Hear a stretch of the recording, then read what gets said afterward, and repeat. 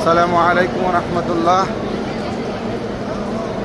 জামারার পাথর নিক্ষেপের চতুর্থ দিনে অর্থাৎ 13ই জিলহজ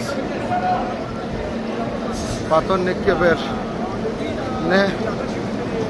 লক্ষ লক্ষ হাজী সাহেবদের মিনা থেকে জামারামুখী এই পদযাত্রা, এটি শুধুমাত্র পায়ে হাঁটার যে রাস্তা আছে সেই রাস্তায়,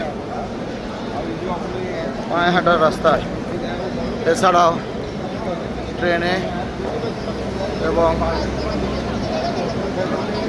গাড়িতে অনেকেই যাত্রা করেছেন।